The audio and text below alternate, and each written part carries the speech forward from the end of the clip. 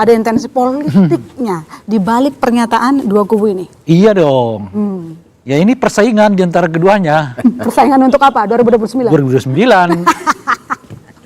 Keluarga Jokowi dengan keluarga SBY bersaing nih. Oke. Dan dua-duanya punya anak kan. Dengan posisi yang sama juga. Satu mantan presiden, yang lainnya juga mantan presiden. Nah, dengan posisi yang kurang lebih sama. Oke. Persaingan itu kan, satu wakil presiden, satu Menko. Kan kurang lebih sama tuh semua. Nah, dan kedua-duanya mendapatkan limpahan berkah dari orang tuanya masing-masing. SBY mendapatkan berkah dari AHY mendapatkan berkah suara dari SBY, apalagi Gibran. Gibran tuh ya luar biasa, dia dapat berkah suara dari Pak Jokowi kan gitu. Jadi kita yang nonton ini seru-seruan aja deh gitu kan. Cocok lah ini kan gitu. Jadi nggak usah ditutup-tutupi, memang mereka bersaing. Imbang. Bukan ini ya, apa namanya? Bukan bentrok, ya bersaing. Dan itu wajar-wajar saja. Lihat aja nanti, ini makin kenceng ini. Ini kan masih pelan-pelan. Nah, yang menarik ini kan karena pintu persaingan ini dibuka oleh Pak Jokowi gitu. Oke. Ketika Pak Jokowi mengatakan ada sesuatu di belakang dari gerakan ijazah palsu itu. Nah, memang kalau kita baca redaksi itu kuatnya itu ke Demokrat gitu. Nah, Demokrat ambil itu isu, ya kan, untuk kemudian memutar bahwa ya tentu kami nggak ini, nggak itu dan sebagainya gitu. Tapi nggak berhenti di situ kan. Nah, sekarang saya lihat Demokrat ini naik lagi nih, sudah pelan-pelan membangun koalisi dengan partai politik yang sama-sama pernah mengoposisi Pak Jokowi, yaitu PKS. Maka pertemuan Demokrat dengan PKS kemarin itu diceritakanlah bagaimana pahitnya dulu mereka di eranya Pak Jokowi itu. Menunjukkan kalau dua partai ini bestie ya? Bestie, dan boleh jadi memang 2029 mereka akan jadi bestie. Pertanyaannya adalah, Gibran ini pakai siapa? Masa pakai PSI? Kenapa enggak? Oh yang gitu ya? Bisa aja, bisa aja itu terjadi. PSI dan Pak Prabowo juga kita. Oh iya, dua-duanya dengan Pak Prabowo gitu. Belum tentu. Oh belum tentu. Belum tentu. Jadi ada kemungkinan. Artinya begini. Tunggu dulu. Menarik nih. Jadi Prabowo Gibran itu sudah pasti. Ya Partai kalau AHY kan bisa kan tadi dengan base-nya PKS. Kok Anda bilang belum tentu? Ya tentu belum tentu itu ya kedua-duanya dong, bukan satu. Oh enggak, kalau belum kita, tentu dengan Gibran, belum tentu Gibran dengan dan Pak AHY. Prabowo 2 periode. Enggak, kalau kita. gini loh Bung, kalau Prabowo sama Gibran udah pasti, AHY ini tidak disebut lagi belum tentu. Udah dipastikan AHY nggak masuk, jadi jangan bilang belum tentu. Ingat. Kalau belum tentu itu artinya kansnya 50% masih mungkin. Nah, tapi ingat loh, ini Dari kan mana mungkinnya? Karena kansnya Gibran peraturan juga presiden, masih pemilihan 50%. presiden kan 0%. Siapanya? 0%. PT. PT-nya kan bisa maju, semua Nah, ketua itu umum bisa makanya, maju. bagi saya Maka saya bilang itu belum tentu. Belum setuju saya. Belum tentu juga Pak Prabowo dengan Gibran, karena boleh jadi Gibran didukung oleh PSI untuk maju sendiri. Kan kira-kira gitu. Statement sudah jelas, Bu. Tapi statement Bahwa Ya, 2 periode dua periode Prabowo Prabowo Gibran. Gibran. Nggak ada alternatif. Ya. No. Tidak ada alternatif Bahwa kalau Pak Gibran Prabowo mau maju 01 nggak? Kalau Pak Prabowo-nya mau, Kenapa emang nggak mau? nah, iya makanya. Kan mau. Kan Pak Ya, mau. kan mau kalau Kan yang mengatakan Jokowi, Prabowo, Gibran itu kan Dua Pak periode. Jokowi. 2 periode. Kalau tiba-tiba Pak Prabowo mengatakan gua nggak mau gimana? Oh. Kan kalau. Cukup. Nah iya, kan masih ini kalau. Ini semua kita dibicara kalau. Jokowi juga mengatakan Pak Prabowo nanti 2009 tenteng lagi anak saya ya. Oh, bukan Dan itu itu. kira-kira Oh, begitu. jangan bilang Ngelamar tenteng dong. namanya.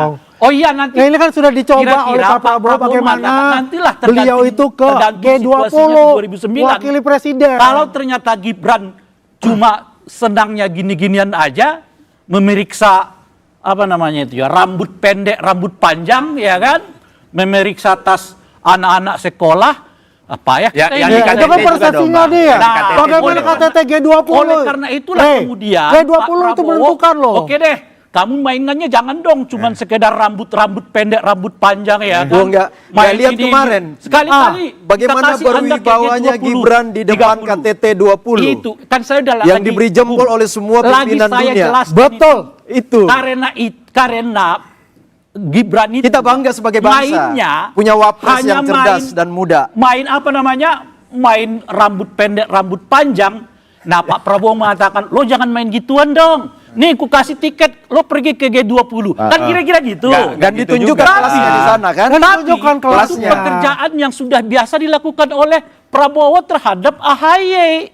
Loh, enggak juga. Oh, mana AHY Nggak beberapa kali Kapan? diminta oleh Pak Prabowo mendampingi beberapa presiden dan petinggi negara lain. Dan Kita datang. pernah juga ada di forum Ini Brazil. beda. Kita juga pernah ada di Ini forum mengganti Brazil. pimpinan. Dari situ kita Ya, bisa kepala membaca negara menggantikan bahwa presiden Pak Prabowo menghadiri G20 memberikan di kepada Afrika dua Selatan orang ini dan mendapatkan baik apresiasi AHY yang luar biasa maupun dari seluruh Gibran pemimpin untuk Afrika dan memungkinkan Asia. mereka dilamar sebagai calon wakil presiden. Oke. Oleh karena itulah kemudian terjadi persaingan. Dan biarkan saja persaingan itu. Kalian aja kan yang pura-pura soft gaya Jokowi gitu loh Pak. Bilangnya tidak, bilangnya tidak. Jokowi Belakangnya dan main. Gibran Udahlah, masih komit, makanya saya mau tanya, Bung dua Paldo, periode. Itu Anda udah nanti bersaing kata dengan kuncinya AHY, itu. nggak usah pura-pura sok. Saya periode. dari sok tadi- apalagi. saya dari tadi AHY cuma sama maju kok. Ada saingan lo nanti AHY, saingan lo Bagus nanti Bung Rey ini baik. memprovokasi Sebentar dulu, sebenarnya Bung Bang Rey ini. Refli. Memprovokasi Jadi sudah sebenarnya pasti bagus sebenarnya. Prabowo Gibran atau Tapi masih Gibran ada nggak kan seorang lain terprovokasi. yang masuk jadi cawapres seorang Prabowo? Saya harus ngomong begini ya. Kemarin saya tanda tangan surat sebagai penasihat hukum, kuasa hukum dari RRT, Roy, Rismon, dan Tifa. Jadi saya tidak bicara hanya sebagai pakar hukum tata negara, tapi juga sebagai kuasa hukum atau penasihat hukum mereka. Jadi itu penting ya, biar kemudian tidak ada dusta di antara kita. Saya bicara dalam dua layer itu ya, sebagai orang hukum tata negara dan sebagai kuasa hukum atau penasihat hukum. Jadi gini, kalau kita mengaitkan antara Demokrat dan kasus ijazah palsu, ya, pertama saya tidak ada urusan dengan Demokratnya, ya kan? It is not my party. Tetapi coba kita berpikir secara jernih ya, siapa duluan yang meraise isu ijazah palsu ini? Jadi yang pertama kali meraise itu kan namanya Bambang Tri Mulyono, dan dia membuat buku Jokowi Undercover, laki-laki yang tidak punya ijazah, dan itu 2016-2017, kemudian itu membesar ketika TPUA, Tim Pembela Ulama dan Aktivis yang dipimpin Egy Sujana, itu melakukan gugatan atau permohonan sesungguhnya gugatan perbuatan melawan hukum ke pengadilan negeri. Oke, nggak ada kan unsur Demokratnya. Lalu kemudian Bambang Trinya kemudian ditersangkakan, kemudian divonis bersalah bersama Gus Nur. Nggak ada Demokratnya. Nah, kapan kehadiran Roy Suryo itu sama saja seperti kehadiran Dr. Tifa, kehadiran Rismon yang mereka sama-sama nggak kenal sebelumnya. Jadi pertama kali Rismon bertemu dengan Dr. Tifa itu, Roy Suryo itu di Jogja, waktu mereka geruduk UGM. Jadi menurut saya kalau kita bicara teori tentang histori ya, tentang sejarah tidak dimulai dari persaingan partai politik soal ijazah. Tapi dimulai oleh seorang jurnalis yang bernama Bambang Tri dan dimulai oleh aktivis yang bernama Egy Sujana dan teman-teman. Ketiga adalah layer ketiga dimulai oleh akademisi seperti Dr. Tifa, kemudian Rismon. Plus Roy Suryo yang memang dari awal dia lebih merepresentasikan dirinya sebagai pakar telematika. Jadi tidak ada kaitannya isu Nggak, ijazah dengan Demokrat? Itu bukan jawaban saya. Saya hanya ingin mengatakan secara faktual, faktanya begitu yang saya lihat. Perkara kemudian ada yang orang riding the wave ya, mau menunggangi gelombang, menunggangi macam-macam, itu is not my business. Saya nggak tahu. Apakah misalnya Demokrat punya intention untuk ikut-ikutan, tetapi kalau dari sejarahnya nggak begitu ya. Nah, kedua dari sisi kuantifikasi kan saya sudah mengatakan tersangka itu jumlahnya 8. Dari 8 itu yang Demokrat cuma 1. Itu pun mantan Demokrat yang sudah tidak aktif selama 5 tahun terakhir. Itu Roy Suryo. Bahkan 2 kali pemilu dia sudah tidak ikut lagi. Mungkin 10 tahun sudah non-aktifnya. Jadi terlalu spekulatif menurut saya. Tapi sekali lagi saya tidak pernah menolak kalau ada orang yang riding the wave. namanya partai politik itu kan selalu begitu. Begitu ada momentum yang hot, yang kira-kira bisa dimanfaatkan, ya mereka masuk ke sana. Dan kalau saya bilang politik itu bisa berubah time to time. People change time to time. Sebagai contoh misalnya, bagaimana akrabnya AHY dengan Anies. Tapi begitu slot untuk jadi wapres itu tidak ada, langsung dia memutar haluan dan kemudian beraliansi dengan satunya. Tapi belakangan kita tahu, ternyata di Nasdem pun sekarang sudah ada yang bedol ke tempat lain. Jadi itulah yang namanya politik. Kalau kita menganalisis dengan mengatakan seolah-olah itu adalah variabel yang tetap, wah kami sudah tetapkan 2029 harus ini. Enggak.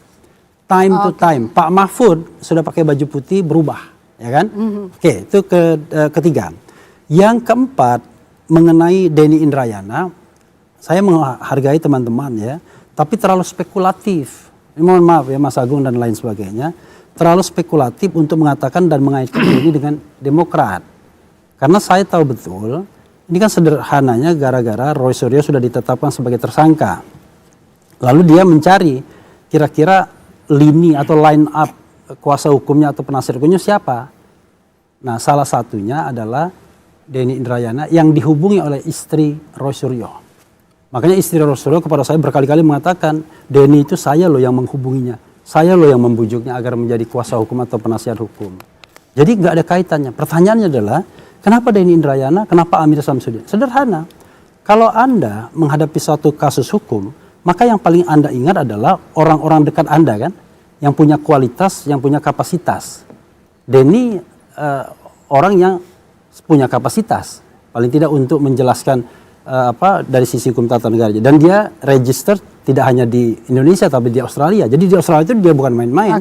Dia lawyer di sana dan dia permanen residen di sana. Ada rumah juga di sana. Jadi sempat lari juga waktu kasusnya kan? Kenapa? Sempat lari dari Indonesia ke sana waktu kasusnya. Tahun, Ya, ya, itu 2015. Artinya ada juga kaitan itu. Bro, ya itulah yang namanya kriminalisasi. Payment gateway saya tahu. Itu kriminalisasi itu muncul 2015 dalam kaitan cicak buaya. Abraham Samad, Bambang Wijoyanto, Budi Gunawan dan lain sebagainya. Itu at that time kita udah paham lah 2015. Nah, artinya kronologis beliau ke Australia kan juga salah satu faktor itu. Bukan ansi soal pendidikan. Kenapa Anda memotong-motong saya? Enggak apa-apa, kita kan dialog. Loh, dialog itu nanti diskusi. kalau setelah saya jelaskan. Jadi karena itu ya, yang udah bisa menebak bahwa itu salah satu motivasi itu Iya. mana. Iya. Clear. Kalau Bung bisa menebaknya, mestinya bisa ditebak sekarang kawan kita namanya siapa itu? Ray Rangkuti. Kawan kita yang namanya sudah Kawan saya diputus Ray 6 Rangkuti, tahun, belum lagi masuk penjara. Oke ya, sudahlah. Saya nggak mau yang bicara begitu ya. Saya ingin mendudukkan persoalannya. Nah, itu. Karena itu menurut saya terlalu spekulatif ya, berdasarkan data historis, kuantifikasi tadi yang tersangka dan yang terlibat, dan kemudian alur cerita mengenai keterlibatan Denny Indrayana untuk mengatakan bahwa tiba-tiba masuk Demokrat sebagai orkestrasi kasus ini. Tapi kalau Demokrat riding the wave, menunggangi gelombang, I don't know exactly, it is not my business. Ya kan? Only riding the Silakan wave, jawabnya. kata Tetapi kalau Mas dia Refli. orkestrat apa yang namanya itu, dirijennya, Dirijen. saya kira dari Bukan. 3 perspektif itu enggak. Saya Only tidak melihat. riding the wave katanya. Iya, Kenapa saya kadang merasa juga bahwa bisa dengan adanya bertanya. ini? Tapi saya tidak percaya Demokrat itu riding the wave.